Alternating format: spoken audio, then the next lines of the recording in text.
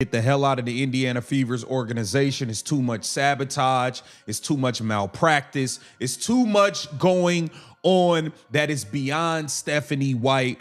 And that includes Amber Cox and Kelly Krauskopf, as it seems like those three are in lockstep and attached at the hip. And he's been saying Caitlin Clark needs to find a way to get to Toronto with Sandy Brondello.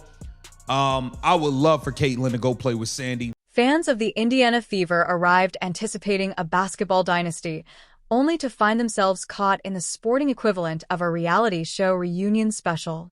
The cost of tickets is falling more quickly than a folding chair at a tailgate. The energy in the arena feels like someone disconnected the jukebox, and there are now speculations that Caitlin Clark may decide that Indiana isn't the ideal place for her to stay forever. Took on the Portland Fire, and there were about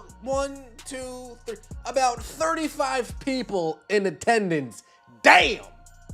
Fans, if any fans were outside ready to show up, they turned their car around. If somebody was in the parking garage getting ready to pay the parking attendant, as they're handing over the cash, they're looking at their phone. Oh, Caitlin Clark's not playing. I'll take my cash back. Yeah, I'm not coming.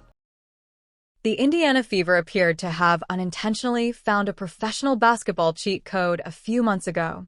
Each game had the feel of a cultural gathering. The club instantly received the kind of attention that most teams spend generations pleading for, and every arena appeared to be about to explode. And I think she needs to do this. She needs to let the Indiana Fever know, I will walk. I will walk. Y'all get y'all stuff together. Stop putting your damn hands on me. Stop touching me. Stephanie White, get the hell out of my way on offense, or else I can take my talents elsewhere. I can go elsewhere. I can sell tickets out elsewhere. My fans already are starting to show up less and less because they don't trust y'all dealing with me. The atmosphere around the company now seems oddly tight. For example, everyone entered a staff meeting discussing dwindling sales figures instead of the parade they were expecting. An unsettling notion has begun to circulate in the basketball community due to the constant internet controversy, dubious choices regarding leadership and promotion, and the mounting annoyance of supporters who are hoping for much more. Wait a damn minute. So the Indiana Fever really waited until basically right before the game to announce Caitlin Clark was out? And now fans are asking if the WNBA should fine them for injury reporting. Nah, because this is where the league keeps screwing up. People spent hundreds, if not thousands of dollars on tickets to see Caitlin. Sportsbooks had lines built around Caitlin. National TV ratings are built around Caitlin. You can't market one player as the face of the league and then have fans finding out she's not playing 2 hours before tip-off. And before people cry, well, injuries happen. Yes, obviously. What if Caitlin Clark ultimately determines that a place far from Indiana would offer a better future? Fever followers have gone into complete hysteria over that prospect alone because everyone is aware of the painful reality.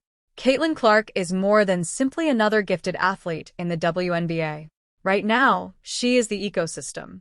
The gravitational pull is her. Millions of casual viewers now understand what a pick and roll is thanks to her. Prior to her arrival, the WNBA was viewed by half of the sports world as a gym membership that everyone claims to support but never goes to. Then Caitlin Clark appeared, launching logo threes with the assurance of a novice player in a computer game, and all of a sudden arenas were crowded. Television viewership skyrocketed, and folks who used to spend their weekends arguing about fantasy football were now debating transition offense on social media, like $60,000 a year assistant coaches. This explains why the present Indiana Fever situation seems so odd. The majority of teams spend decades hoping for a talent who will suddenly make them relevant.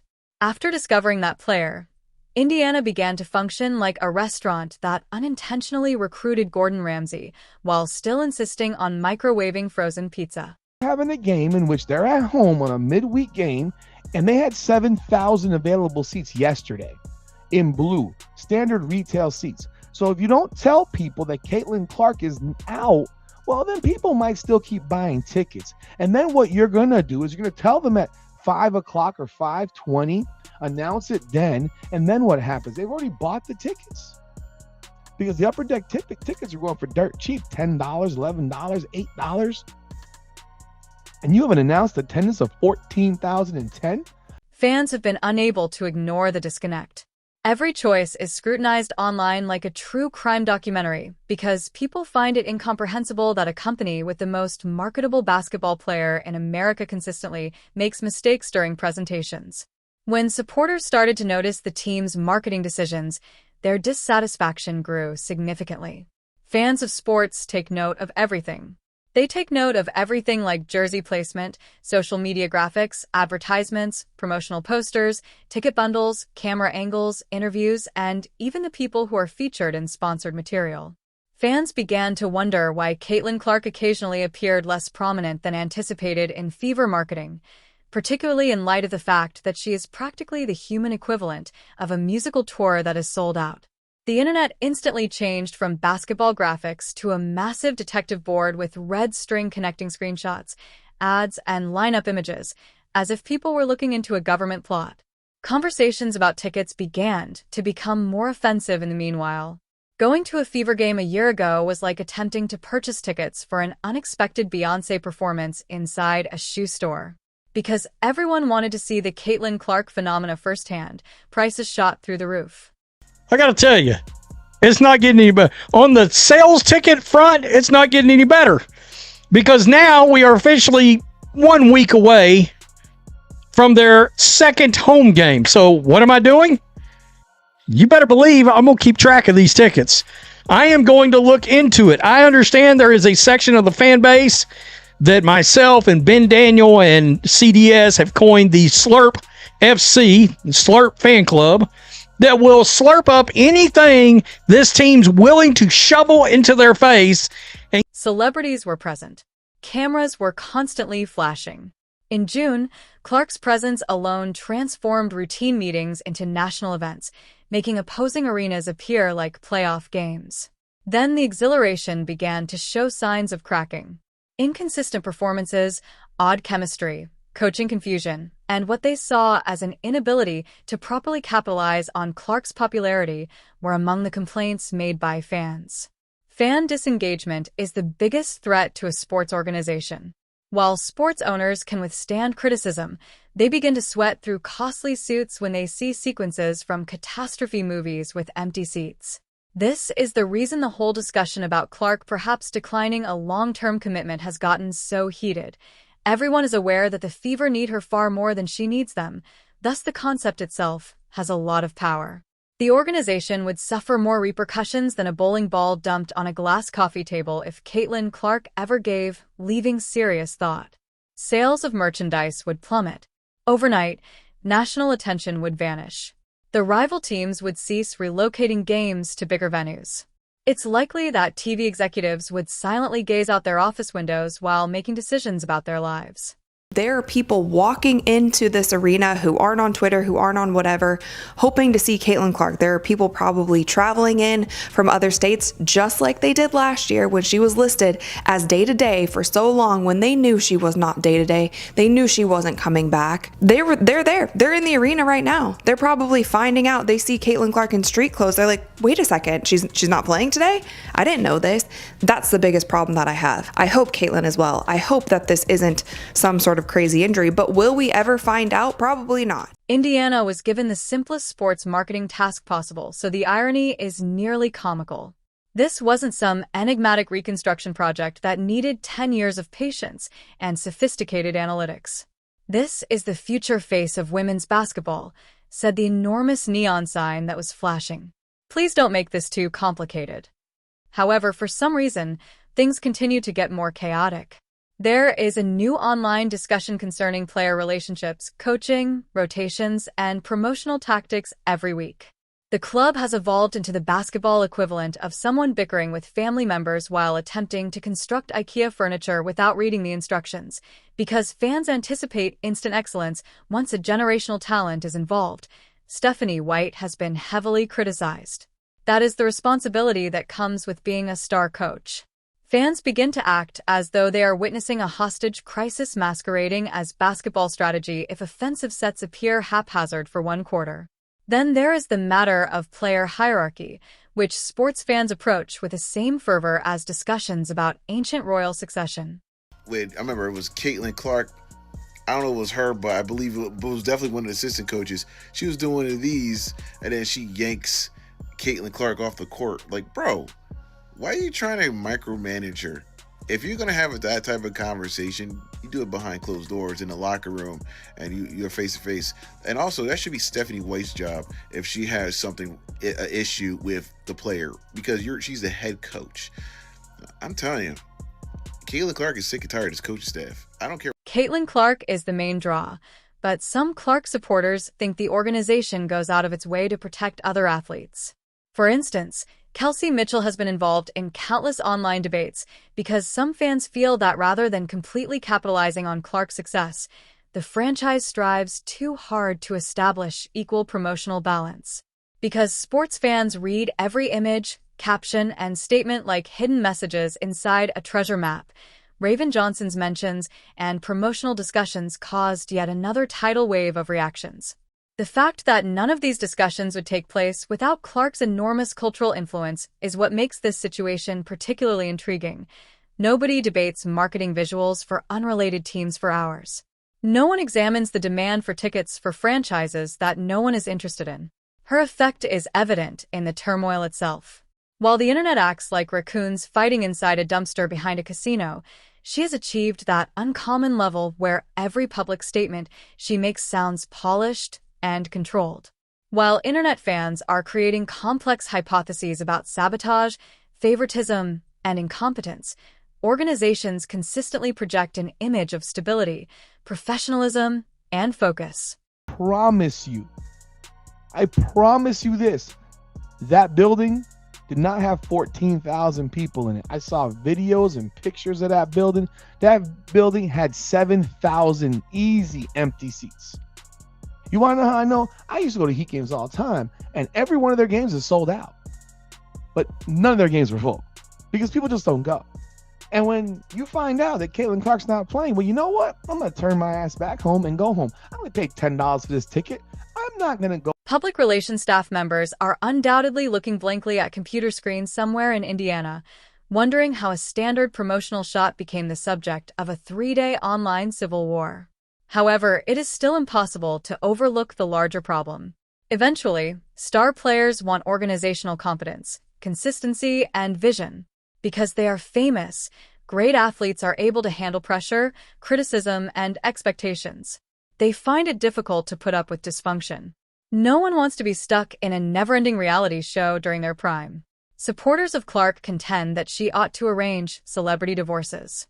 Dreams of sold-out arenas were immediately sparked by the idea of Caitlin Clark entering a new market with significant worldwide attention, enormous sponsorships, and league growth that is reaching unprecedented heights. Her arrival would likely be celebrated in Canada like a festival and a regal coronation. Before she even unpacked her bags, documentaries will be produced by sports networks. In the meantime, like characters at the conclusion of a tragic film, Indiana fans would all look off into the distance. Of course, there's also the fact that rumors about sports spread more quickly than summertime weeds. Within hours, one discussion becomes 20 podcasts, 50 TikToks, and 300 irate comment sections. Occasionally, conjecture takes precedence over the real problem. It has gotten much worse for the Indiana Fever. And we're going to take a look at the fact that, well, these WNBA GMs, they don't care for them too much for some Stephanie White, at least when it comes to coaching. I'm sure they love her lifestyle. But her coaching? Nah. Forget about it. Disrespected. They're like, oh, you rode a once-in-a-lifetime kind of run from Kelsey Mitchell into the playoffs last year. But the reason these rumors spread is because people actually think Clark has the power to change the league. That level is rarely attained by athletes. She already affects media attention, products, attendance, and ratings in ways that CEOs can only imagine at pricey marketing retreats. The discussion around ticket sales in particular emphasizes how rapidly sports momentum can change. Emotional investors are fans. They spend money aggressively when they are genuinely excited. Without hesitation, they purchase jerseys, parking passes, expensive nachos, and foam fingers. Enthusiasm quickly wanes if skepticism begins to sneak in. Watching organizational chaos masquerading as entertainment is not something that anyone wants to pay high prices for. The Fever are simultaneously learning entertainment engines and companies. They're no longer just uniformed workers. Conversations that go much beyond basketball are sparked by Caitlin Clark. She draws media networks, youthful admirers, corporate sponsors, casual watchers, and attention from around the world. Every organizational action is scrutinized when someone has that much financial influence. There's no way on this magnificent place we call Earth. There's no way on God's green earth that there's 4,000 people in here. Look at this. There are more empty seats than seats with bodies in them. There are rows with more empty seats. Look at those top rows. Because of this, supporters get upset anytime they think the Fever aren't making the most of her fame. Supporters compare it to witnessing someone unintentionally leave a winning lottery ticket inside a garment at the dry cleaners. They find it incomprehensible that a company having the most marketable player in women's basketball nevertheless has trouble maintaining a consistent brand and marketing. They anticipate intelligence, coordination, vigor, and speed.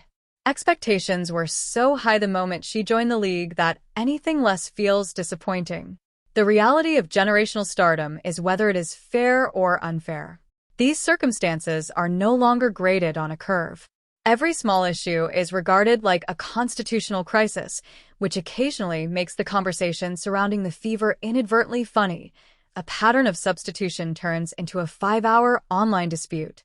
A social media post turns into proof of inside politics.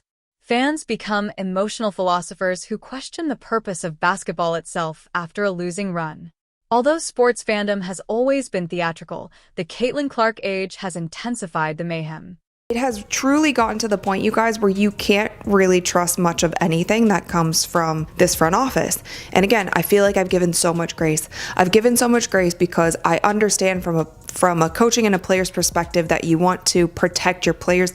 That should be your first priority, is protecting your players. So I've always tried to give the benefit of the doubt and saying, maybe they're doing this for them. I don't know at this point. I really don't know. I don't even know how to advise you guys on if you should go to the games, if you should tune in. I don't know what to expect. Nevertheless, there is a serious commercial reality hidden beneath the jokes and exaggerations. The Fever need to figure out how to create a setting worthy of its star.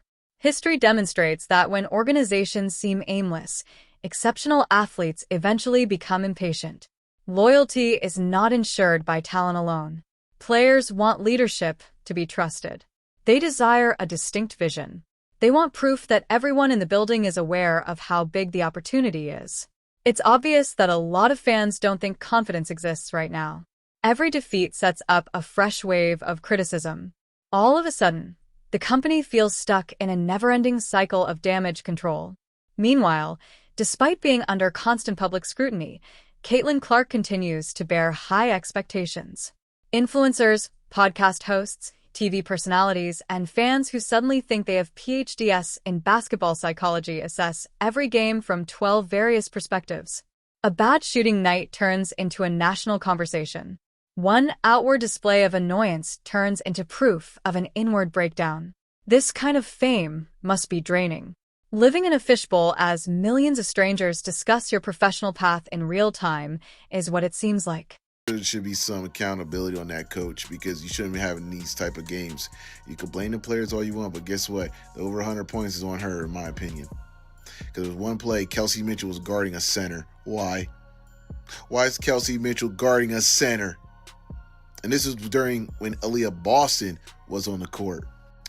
This is not the first time Coach January done this, and I don't like it because... For this reason, from a player's point of view, it makes strategic sense to keep long-term choices open. Trust should come before commitment. Fans want to know that the company truly knows how to make the most of Clark's talent and cultural impact if she signs a significant contract. If not, there will always be conjecture. Every embarrassing defeat, perplexing marketing decision, or coaching scandal will spark more "what if she leaves?" discussions. The scary thing for Indiana is that if that prospect ever materialized, the rest of the league would line up right away. Free agency talks would be handled by teams like bidding on a private island by desperate billionaires. Red carpet events would be held in cities. Modern facilities, active roster building, and marketing campaigns that are visible from space are all promises made by ownership groups. Clark's worth goes beyond scores and assists, making her the most sought-after person in women's basketball history right away. She alters the league's overall financial situation. To be honest, that's what makes the entire story so enjoyable.